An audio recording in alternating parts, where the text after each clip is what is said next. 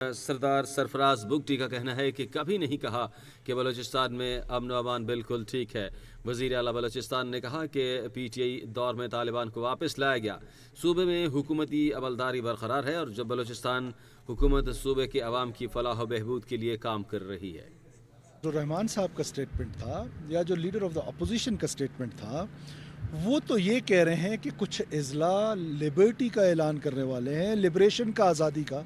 आप ख़ुद लोकल सहाफ़ी हैं, कौन से वो अजला हैं? किसी एक गली का नाम तो उमर अयूब खान महमूद खान से पूछे बगैर बता दें, उन 8 अजला का नाम बता दें। तो मैं उनसे ये कह रहा हूँ कि आप तशरीफ़ लें, हम आपको उन 8 अजला, यस वो आते हैं, सड़कों पे आ रहे हैं, ये सर्ज आपको नज़र आ रहा है, उसकी बहुत सारी रीज़न्स हैं।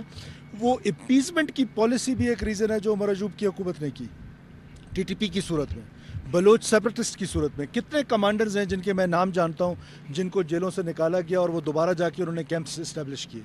तो वो इम्पीचमेंट की पॉलिसी किसकी थी? क्या इमरान खान की हुकूमत नहीं थी, उमर अयूब की हुकूमत नहीं थी?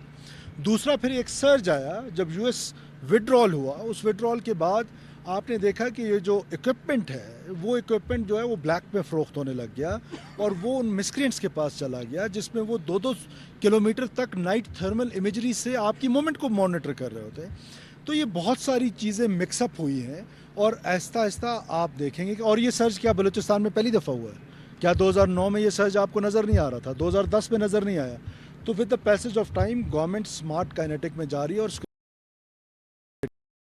कर रही है, बहुत सारे मसाइल का सामना करती हैं। कैसे पता चलता है कि ये शरीफ शहरी है या टेररिस्ट है? उसके लिए intelligence based operations, IBOs, non kinetic, kinetic, ये सारे पैराडाइम ने साथ चलना होता है। और मैं इस दावे का, वो उमर अयूब का दावा हो, वो किसी और साहब का दावा हो, कि आपके आज़ादी की कोई बात है तो हमारा 1 इंच लैंड 3 घंटे से ज़्यादा कोई होल्ड नहीं कर सकता। ये क्यों असर के टाइम आते हैं सड़कों पे, मगरिब के टाइम सड़कों पे? फजर के टाइम आ जाए ना, तो तब पता चल जाए कि कुछ होल्ड करें, पूरा दिन होल्ड रखें। तो होल्ड करने की कैपेसिटी टेररिस्ट की नहीं है। हाँ, ये कैपेसिटी ज़रूर है कि वो किसी, देखिए 4000 किलोमीटर आपकी नेशनल हाईवे है बलूचिस्तान में, तो एक एक इंच को प्रोटेक्ट करना है रियासत ने, और उन्होंने किसी 1 इंच पे आके ब्रीच करना है। तो मैं समझता हूँ, और जहाँ तक खालिद मक्सी साहब का, वो ठीक स्टेटमेंट है कि बलूचिस्तान के हालात तो ठीक नहीं हैं, हमें उस पर गौर फिक्र करना चाहिए और फेडरल गवर्नमेंट को हमारी बजटिंग करनी चाहिए सो दैट हम स्ट्रेंथन कर सकें अपनी लेवीज़ फोर्स को, अपनी पुलिस फोर्स को। फिर एरियाज़ की कन्वर्जन है, वो हम करने जा रहे हैं।